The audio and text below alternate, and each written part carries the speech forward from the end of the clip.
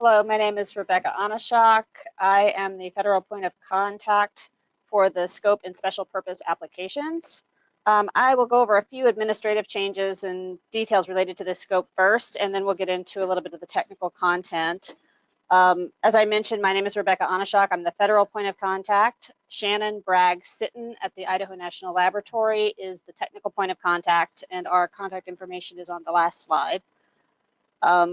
Also, since the draft FOA was released, the amount of available funding on this particular work scope may change. It may be listed as a program supporting item, tentatively RC11. We expect that change, but it's not confirmed yet.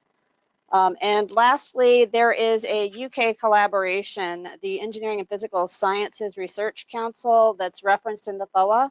This work scope is eligible for that collaboration. Let's see, I will move over. Can't see my slides on screen because of the camera. What we've labeled special purpose applications is actually also known as microreactors or very small modular reactors, depending on who you're asking.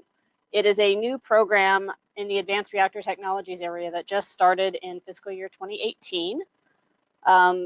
The reason we named it special purpose applications is we are very focused on the entire life cycle and use cases of these very small reactors. The goals are to develop and demonstrate the technologies and the manufacturing approaches that will allow us to demonstrate this class of reactor. There are a variety of definitions out there for this. For our working purposes, we are typically calling these less than 20 megawatt thermal systems. And the key aspect is that these are the kind of systems that could be put on the back of a truck and deployed to a remote location. The types of applications we're thinking of are defense sorts of applications, and possibly commercial as well. There's a lot of industry interest in this area, and quite a number of nuclear reactor vendors and designers are working on this particular market. So there's a lot of interest. The kinds of things we would need to look at are uninterrupted mobile power, particularly protected from cyber and other vulnerabilities if we're looking at Department of Defense applications, possibly using heat and electric power. The commercial applications could be things like remote mining sites, remotely located communities, but their economics are of importance to both of them, but much more so on the commercial application side. The current R&D program that DOE is conducting is focusing on how we can reduce the risk for this class of reactor generally, even though there are a number of different concepts and designs, different vendors at different levels of maturity. We're looking at as broadly applicable a set of research as we can and trying to understand what's specifically different or necessary for this class of reactor or application that isn't needed for typical larger stationary nuclear power plants. Some of the areas that we're looking at are advanced manufacturing, heat exchangers, different kinds of moderators that could help us use lower enrichment levels to get the higher power with these very small reactors. Unique instrumentation and control, either small, robust, driven by the environment, or also designed for autonomous control that you don't always need in other situations. And we're also taking a look at licensing challenges, for instance, how you would take an entire reactor and ship it on a truck somewhere, how you deal with things like siting when you have multiple remote locations, and similar ideas. Now moving on to the specific scope that we're looking at in the FOA. We're looking for technologies to support all of the things I just described. We're thinking of applications where we're working with electricity in a microgrid, or possibly using the heat for other purposes, or maybe both. We're looking very much at technologies rather than new systems, because there's already a lot of development going on. So the technologies would either help advance existing ideas to market readiness, or even start to improve on their economic performance, safety, security, or environmental impact. Again, some of the specific areas, and I really want to highlight that we're only looking at these as they especially apply to these smaller microreactors or special applications.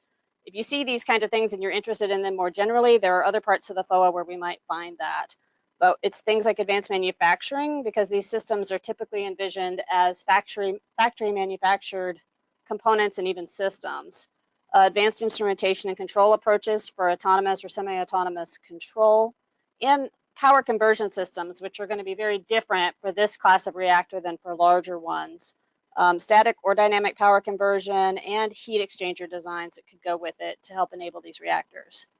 Those aren't the only areas that we would be interested in, but any areas that we are looking at would be technologies, and the applicant should show how it relates specifically to the initiatives that we've described for these microreactors and applications.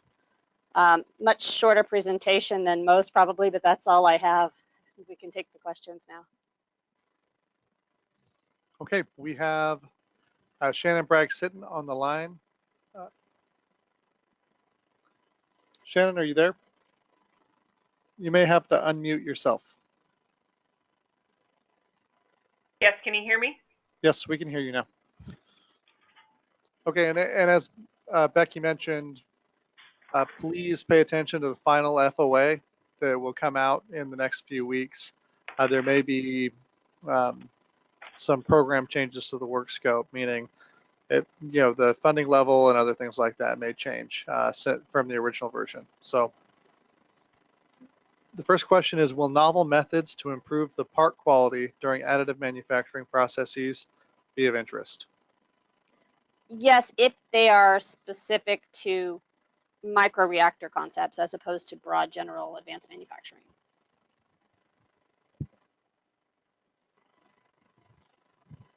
We'll stay here on the line for a few more minutes. Please submit your questions for this area if you have them now.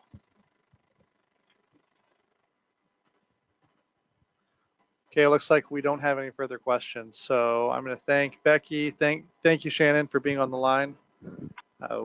If you do have questions, please contact Becky or Shannon directly by email as listed on their presentation here. So we will pick back up at 2:30 with our next presentation, which is in our mission supporting fuel cycle area. So please join us then.